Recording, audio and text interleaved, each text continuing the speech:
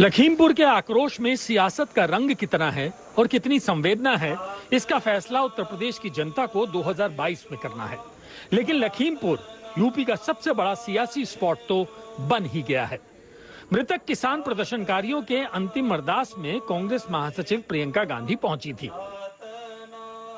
पूरी शिद्दत के साथ उन्होंने मृतकों को श्रद्धांजलि दी।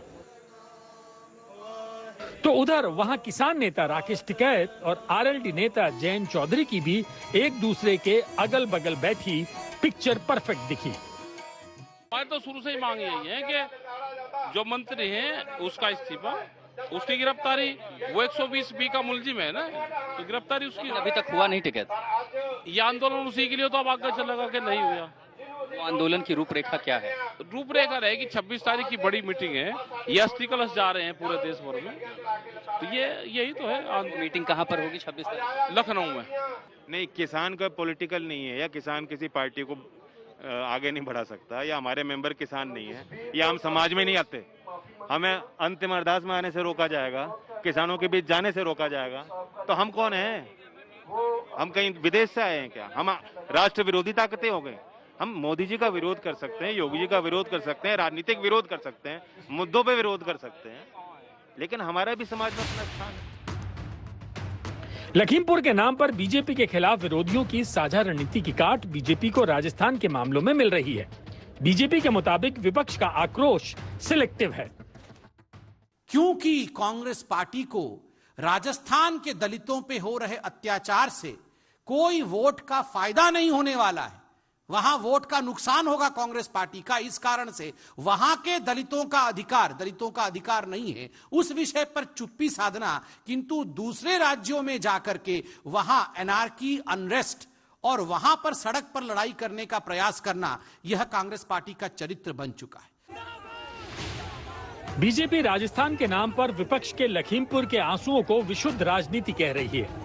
बीजेपी का यह आक्रमण प्रधानमंत्री नरेंद्र मोदी के उस बयान के बाद आया है जिसमें उन्होंने मानवाधिकार के नाम पर राजनीति करने वालों को घेरा है। लोगों को मानव अधिकार का बहुत ज्यादा हनन तब होता है जब उसे राजनीतिक रंग से देखा जाता है, राजनीतिक चश्मे से देखा जाता है, राजनीतिक नफा नुकसान के तराजू से तोला जाता है। इस तरह का सिलेक्टिव व्यवहार लोकतंत्र के लिए भी उतना ही नुकसानदायक है।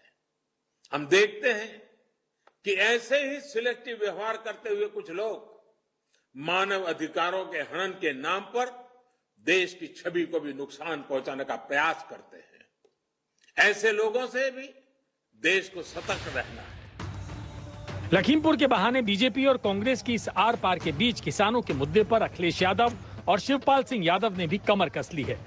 मंगलवार को अखिलेश यादव ने कानपुर से विजय रथ निकाला तो शिवपाल यादव ने मथुरा से अपनी रथ यात्रा निकाली।